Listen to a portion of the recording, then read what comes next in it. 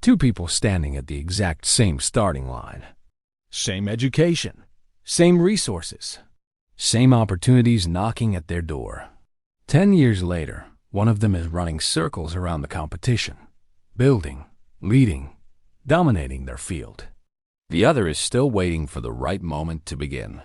Same starting conditions, radically different outcomes. What happened? It wasn't talent. It wasn't luck. It wasn't even hard work in the way most people define it. The difference was invisible, buried in the architecture of how each person's mind processed reality. This is the divide nobody talks about, because it can't be photographed, can't be put on a resume, and can't be bought. It's mental, and once you understand it, you can never unsee it again. Most people search for answers in the wrong place.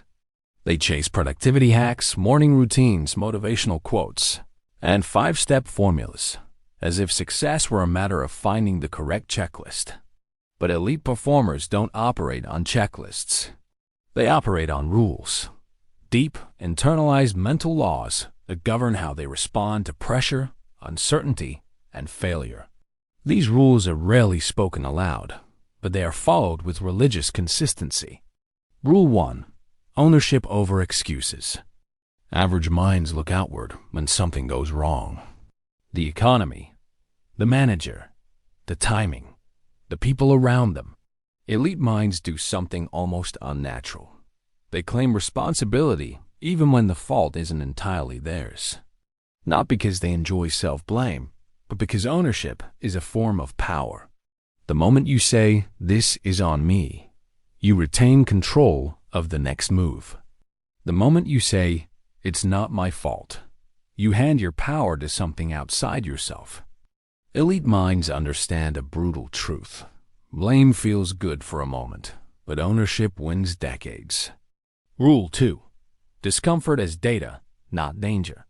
The average mind treats discomfort as an alarm bell, a signal to retreat, to quit, to seek relief. The elite mind treats the exact same sensation as information. Muscles burning during a workout, anxiety before a difficult conversation, the mental fog of learning something new. These aren't threats to escape. They're proof that growth is happening in real time. Elite minds don't eliminate discomfort. They've simply reclassified it. What feels like danger to one person feels like progress to another. Same sensation, different interpretation, different life. Rule 3. Process obsession over outcome obsession. Here is where most people get trapped. They tie their identity to results, wins, losses, praise, rejection, and as a result, their confidence rises and falls with forces they can't fully control. Elite minds do something counterintuitive. They detach their self-worth from the scoreboard and attach it instead to the quality of their execution. Did I prepare properly? Did I show up fully? Did I do the work with precision, regardless of what the outcome delivers? Paradoxically, this obsession with process, not outcome, is what produces superior outcomes over time. The scoreboard takes care of itself when the process is sound. Rule 4. Identity before motivation. Most people wait to feel ready.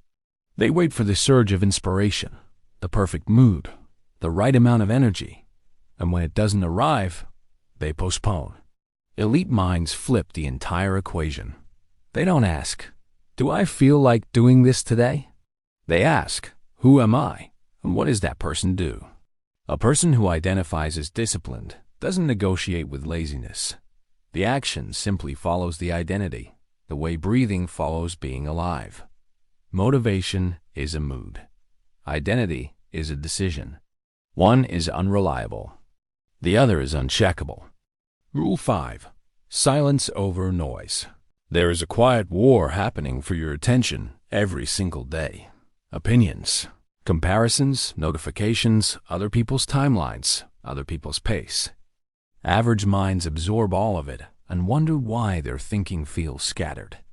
Elite minds treat mental clarity the way an athlete treats sleep, as a non-negotiable resource to be protected, not something to sacrifice for convenience. They curate what enters their mind with the same seriousness most people reserve for what enters their bank account. Less noise, fewer comparisons, more solitude to actually hear their own thinking. Clarity isn't found by accident, it's defended on purpose. Rule 6. Long horizon thinking. Ask an average mind about a decision, and it will calculate the next hour, the next day, the next dopamine hit. Ask an elite mind the same question, and it runs the decision through a filter most people have never even considered. Who do I become in 10 years if I keep choosing this? This single shift changes everything. Suddenly, skipping the workout isn't a small thing. It's a vote for a version of yourself you don't want to become. Suddenly, the difficult conversation isn't something to avoid. It's an investment in a future built on integrity instead of avoidance. Elite minds don't sacrifice today for the future. They simply see today and the future as the same continuous decision. Rule 7. Voluntary hardship.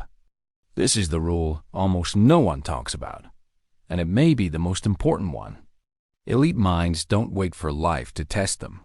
They test themselves first. Difficult books instead of easy scrolling.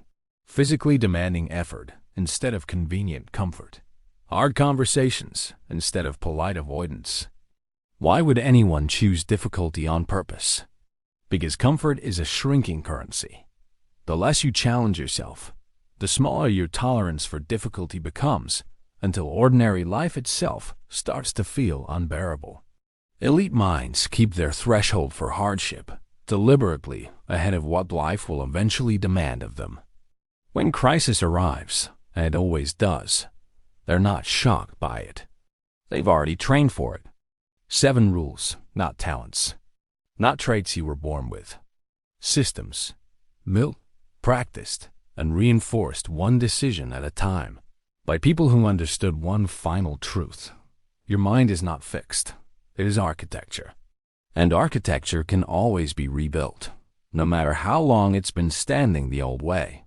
The gap between an average mind and an elite mind was never about who started with more.